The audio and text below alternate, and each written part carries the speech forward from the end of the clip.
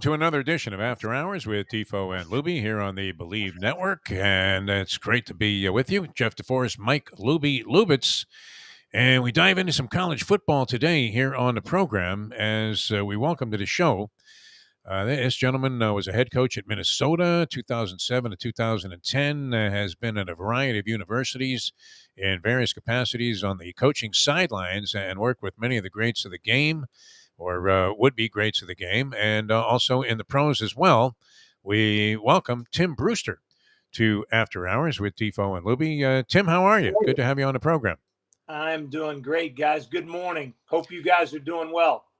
Good morning, We're doing very well. Yeah, I mean, so many things going on. I guess the date is October 8th. I have that circled on my calendar, and I think this could be the football version of the Thriller in Manila, as that's going to be Alabama and Texas A&M.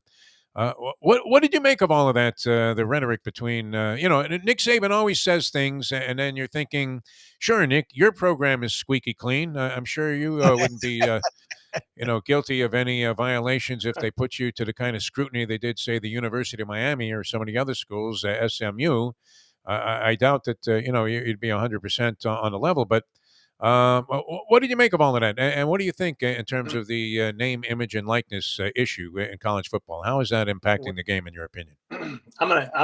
Guys, we could be here for about 2 hours talking about name, image, and likeness, and what you got with Coach Saban and Coach Fisher is you got two guys that are really like brothers, and they're fighting in the backyard, and you got the little brother in Coach Fisher and the big brother in Coach Saban, and they've worked together.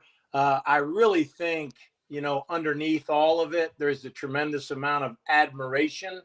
It didn't help last year when Jimbo became the first assistant coach to ever beat Coach Saban on the field, and I think Jimbo took tremendous pleasure in that. And, it is such an amazingly different time with the NIL. And to me, as I'm looking at the thing, guys, I mean, I think Jimbo just utilized the NIL the better than everybody else, and I don't know exactly.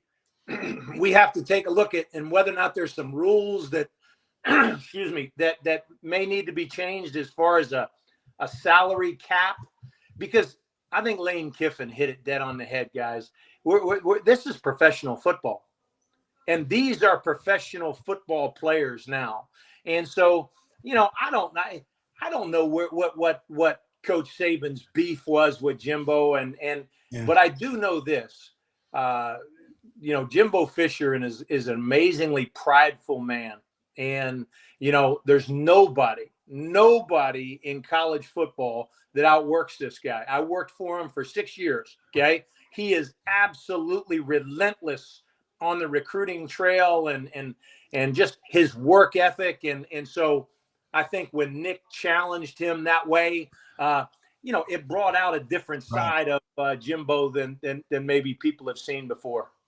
I don't know if this created some kind of financial Armageddon, because I mean, let's face it, Tim. I would imagine everybody in the game was well aware. I mean, these rules that were made by the NCAA were in the Stone Age. It's like we were talking about earlier on a show we did before I got into After Hours here, our regular show, the Defo Show.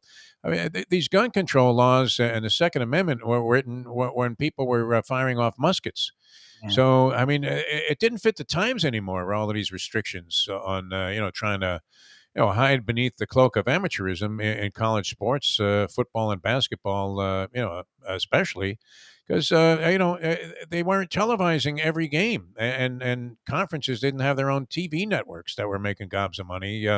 The conditions and the situation changed so much, the landscape did, that these rules and the parameters and the guidelines the NCAA was trying to proliferate, I mean, made no sense whatsoever. Right. I'm with you 100%. And, their schools have been cheating forever and ever and ever as far as paying players. I mean, it's been rampant. And I think, what the NIL can hopefully do. And I just don't understand how, the schools like, the Texas A&Ms, the Alabamas, the big schools, they obviously are going to have a tremendous amount of money in their NIL pocket. And so I just, you wonder how the other schools are going to be able to take advantage of it. But also, it's like, now, hopefully there is a little bit of leveling, that everybody, if you have money, and that's what the bottom line is. That's these kids deserve to be paid, and they deserve everything that they're getting now. And I'm a huge proponent of kids making money and helping themselves, and because the amount of money. I was just, guys. So when I was at the University of Texas, I recruited Vince Young. Okay. Vince Young was maybe the greatest player to ever play at the University of Texas. And his jersey sales alone probably made the University of Texas, well over $50 million. Wow. Okay. Well over $50 million. His jersey. And what did Vince get out of that? And Vince certainly could have used, the money, and I just, like I said, I just think it's high time that these kids get what they deserve. And, coaches can move around anytime they want. A coach wants to take a new job tomorrow. He goes and takes a new job tomorrow, and everybody's all up in arms about, well, these kids are in the portal. Well, you're exactly right. They should have the opportunity to be in the portal. They should have the opportunity to go do and play for who they want to play for. And we'll get some sanity with it. I think as we look at the calendar and we say, okay, after May 1st, a kid can't jump in the portal and be immediately eligible. Just some little things like that, I think will help. Coach, let me ask you, because you talk, I didn't realize, going back to Vince Young, but in my time following your career, you've been one of the elite recruiters in the country. Before Right. NIL, before any of this, you've always been a guy who's been able to target stars before, during, and after, and get them to wherever you are. How has NIL changed being a recruiter, the actual recruiting aspect of things, from your perspective as a guy that was on the ground? You were a head Right. coach, you were a high assistant, and then you also were just a guy out there in the field, going and talking to the parents, talking to the coaches, talking to the kids. I love recruiting, Lube, and it's I think that it's gonna take away some of my advantage. Okay. I had an advantage over other coaches in my ability to go into homes and seek a relationship with a kid and his family, make them feel comfortable with me. And so, and again, it goes back to how much I love the process of recruiting. I love the hunt for the absolute great player. Now, Lubie, it's going to be this. It's going to be, bottom line is how much money you got in your pocket. How much money, and Coach Kiffin talked about this, I think, a lot yesterday in some national stuff he did. It's going to come down to, the NIL and who's got the most money for a kid and who's going to put together the best package. I still think that my ability as a recruiter is going to benefit wherever I'm at. It's going to benefit the school, but Lubie, it's certainly changed. No doubt about it, man. It's like we said, it's professional. Is it not professional football? That's what it is. Are these guys not now professional football players because they're being paid to play?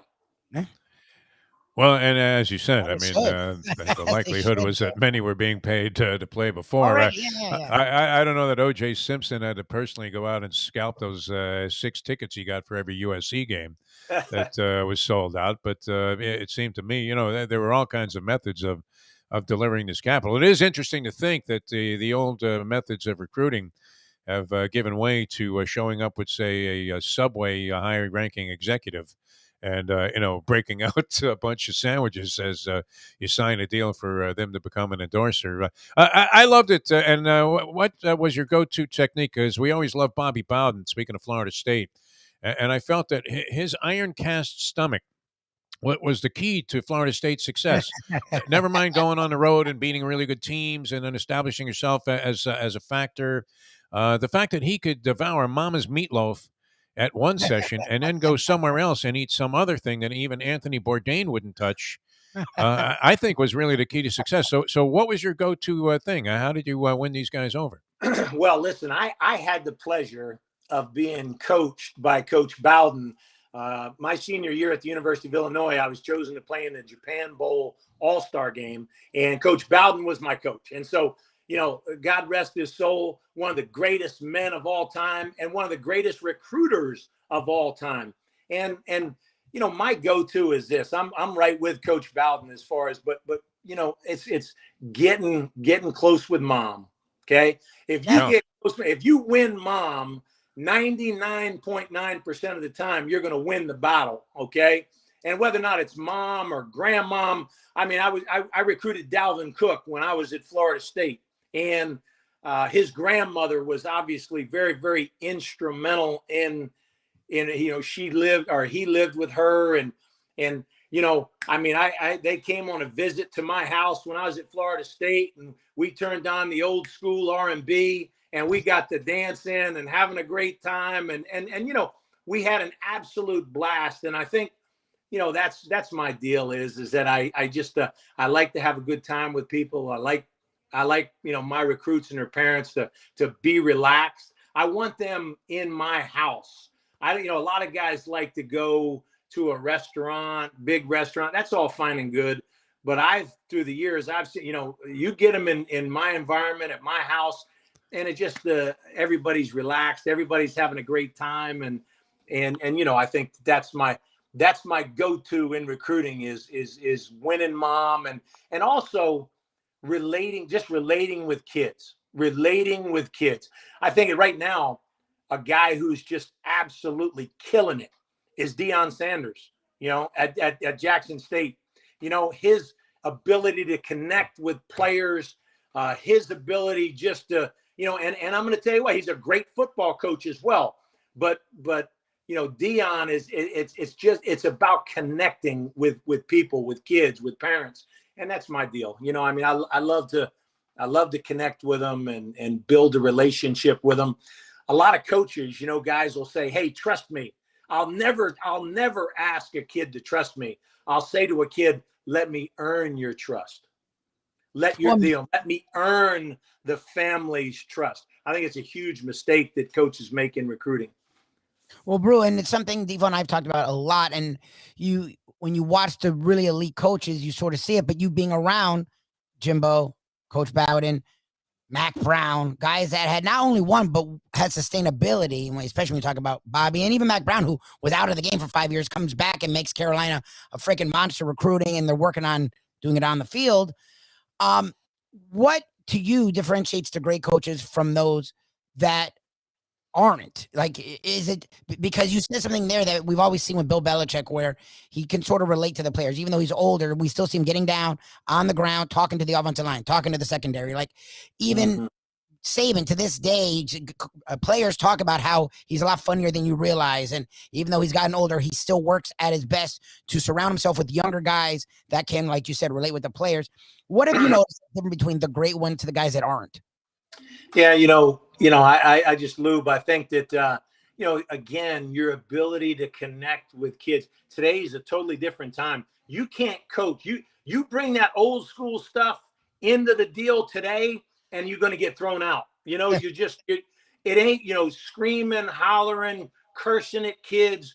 The way coaches used to coach back in the day, it's just not going to work today. Everybody has had to adjust. And I think the coaches that really do adjust, are the ones that are going to be successful.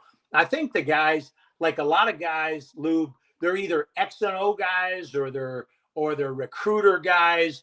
A lot of people say about Mack Brown, well, he's one of the all-time great recruiters. And I learned so much from Mack Brown. I mean, I was with Mack Brown for 14 years. I mean, he is the absolute consummate master recruiter. And I've learned, I learned a great deal, but also, he's a good football coach as well. And people don't talk about that as much. They say, well, he's not an X and O guy. He leaves yet. Mack is a tremendous CEO. He allows his coaches to coach. You look at a guy like Coach Saban, a guy like Jimbo Fisher. Jimbo Fisher is, I mean, I'm talking about big time as a coach, as a ball coach, as an X and O guy, but again, he's so prideful. He takes so much pride in being the consummate coach of doing it all. And he recruits like there's no other. I mean, he just, as far as a guy who X and O's and recruits, I mean, both those, Coach Saban, Jimbo, I mean, those are guys, right now that are kind of, that are kind of leading the way. But I think it's just, again, Lube, it goes back to guys that can enjoy life, that can laugh, that can smile a little bit, that understand that this world we're in right now is about relationships. It's about building relationships with kids and kids enjoying the game and what you do. To me as a coach, the biggest thing I want to do, guys, is player development. Okay. I've coached 14 tight ends to be NFL tight ends. Oh, wow. Okay. I had a guy, I found a guy that never played college football. Okay. Never played college football. All right. And I went and watched him work out. I gave him $3,500, guys. Is the biggest heist in the history of the National Football League. Okay. I gave Antonio Gates $3,500 to come Wow. Gates. Come with me to the San Diego Chargers. Okay. Now, wait a minute now, guys. The story gets better. And, I'm coaching. Time is our enemy, and there were scouts in San Diego that wanted me to cut, Antonio Gates. And I used some colorful language, and I said, cut me before you cut him, and guys, I got a text this past summer from Antonio Gates. And he said, Brew, he said, I didn't always like you. I didn't always think that, you were hard on me on the field. But I just want you to know I love you. And I want you to know that you'll be the first person I invite to join me in Canton, Ohio, when I'm enshrined in the National Football League Hall of Fame. Now, I'm going to tell you what, guys, that is what coaching is all about. That right there. Holy cow. It's going to be great. Tim Brewster, our special guest here on After Hours with Defo and Lubie here on the Believe Network. And Jeff DeForest, Mike Lubie Lubitz, happy to bring Tim to you today. All right, a couple of more things involving two teams. One that figures to go through a vital transformation and already has. And I started out as a newspaper writer in California and Los Angeles, covered a lot of USC football. John Robinson was the head coach. They had a long list of running backs in succession there that were all spectacular. They ran the student body right, student body left, and had sensational defensive players as well. And I remember we were talking about recruiting that, the base there in Southern California was incredible. And virtually everybody that was a top prospect was going to USC. That hasn't happened for a long period of time. They haven't been good. They've gone through all kinds of bizarre and sordid situations with coaches and had guys that had success that they got rid of. They had Eddie O there, and they had, different people that, Sarkisian ended up in a jackpot. But now Lincoln Riley goes there, and you mentioned the transfer portal. And this is kind of like bringing free agency also into college football, where a team can get better by just being able to grab and lure a couple of people off other rosters. And Lincoln Riley did that, right? He took half of Oklahoma with him, and they figure to prosper. And I'm just curious also to see what you think about what's happening at the University of Miami. Should the people, Tim Brewster, in your opinion, be as optimistic as they are, that they finally found a solution to all the travails that plagued them over the last 20 some odd years and are destined to come back and actually be a major power in college football again? Defo, so let's talk about USC a little bit.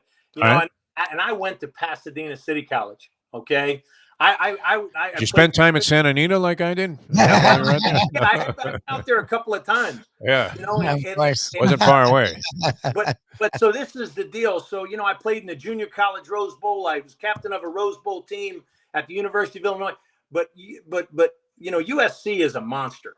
It's an absolute monster. Okay. I mean, you're in Hollywood, man. You're in Yeah. LA. I mean, beautiful weather, and the kids, all the beautiful girls, and everything is, they've got tremendous money at USC. They just needed the right. I think Lincoln Riley is obviously the right guy. I think that he is going to do some amazing things with the NIL at USC. They've already what they're doing with it. I mean, Movie contracts. If you're a great receiver, okay, so check it out. The best receiver last year in college football was the kid at Pitt. Yep. Yes. Okay. That's where he is now. Yeah. Where's he at now, Defo? USC. He's at USC. Yeah. I mean, do you think that was a hard sell? Him Pittsburgh, USC. One picture of the Song Girls, and you had me signing up. Yeah. I mean, you gotta be kidding me, and so and the recruiting base out in LA is so strong. I mean, Lincoln's got a hell of a staff he's put together. They'll recruit. They've got every single thing working for them, out there in LA. And so, like I said, I think that deal right there, those guys are going to be really, really good for a long time to come. I think Lincoln's one of the great coaches in college football. He absolutely gets it. His relationship with his players. I mean, the fact that half the team wanted to follow him from Oklahoma, I think speaks volumes. Yeah, about who he is. Now let's talk about that. They're all going to be in an Adam Sandler film, though. Upcoming Adam Sandler film. I think they've been guaranteed a spot, no matter how feeble their acting abilities might be. And Miami, what do you think? I mean, obviously everybody is looking at the moves. They just involved Alonzo Highsmith, who had success as an NFL personnel executive, and now he's involved with the program. They brought back some, old, guys from the. From the heyday of the UM program, and they have Mario Cristobal, who they've coveted a couple of different times, but now he's here, a new athletic director. What do you think? I look at it a little bit like we just talked about USC, Defo. I mean, Miami again is a sleeping giant. It's a sleeping giant. And I was at Florida State and heck, we never lost to Miami when I was at Florida State. And I've been at Florida. I spent a lot of time in the state of Florida, and you just sit and you watch, and, I've always recruited Dade County. Okay. Yep. I brought a lot of great players from Dade County to Tallahassee. Okay. And I just think that right now, Mario is he's a young, hungry, dynamic guy. I think he's like injected some real, fuel juice into that program. He's a tireless, relentless worker. I could go on and on about Mario. Mario, I think, is he's a Miami guy. He's surrounding himself with guys that totally understand the history, the tradition that is the Canes. Alonzo Highsmith is one of the sharpest guys. He's back involved with the program. I mean, all the ex-players are really excited again about what's going on there. And I just think that, again, that is a huge home run. And I'm hearing that there's some gentlemen down in South Florida, in Miami, that are really helping with the NIL. That's a beautiful thing for them. Oh, yeah. There's some billionaire Ruiz who he's doling out cash like he's a human ATM machine. It's fantastic. And so, and they have a quarterback also. I mean, that everybody thinks is going to be, a dynamite this year. So that helps a lot. Tim, it was a pleasure. Hey, thanks. I mean, great stuff. We really appreciate you coming on the show. Hope you'll be one of our college football correspondents here on a regular basis, because it was great. And will join us on the Defo show as well.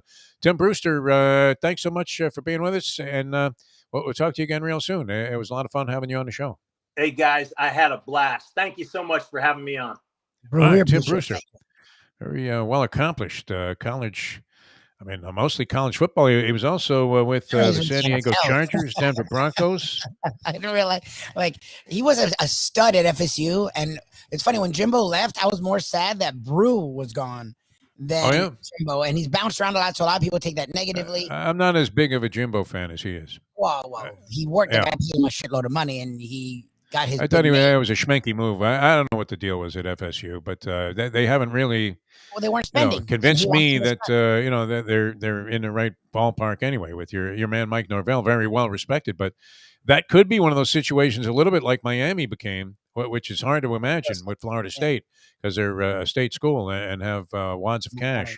But they maybe in a situation where they just have a management team in the athletic department that is somehow making bozoic move after bozoic move, and even though things look like they might turn around, that they never are going to get there because you really have to be on top of your game, as illustrated there by Nowadays, yep. Tim Brewster talking about Lincoln Riley. I mean, look, they have everything. Alabama has everything. Yes.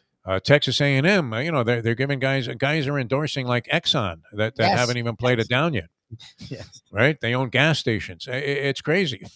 Yes. So, but it's about time also because Yes. the distribution I'm of mad about funds and this whole baloney and the hypocrisy of trying to pass this off as amateur sports was absolutely incredible. Where coaches were making $10 million a year and they're free to go and do whatever the hell they want. No obligation, no commitment to any program. If somebody else has more money, that they just have the other guys pay the buyout, which is hideous, and then pay them a ton of cash also.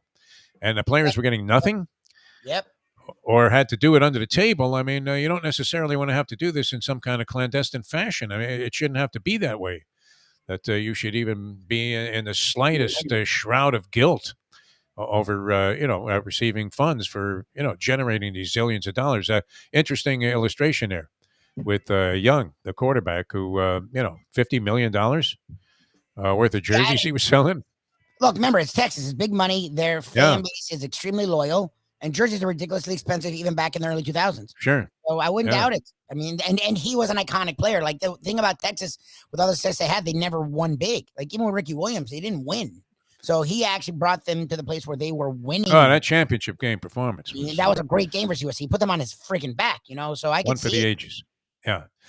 All right, that's it for this edition of After Hours with Defo and Lubie, and that's it for me for like a week or so.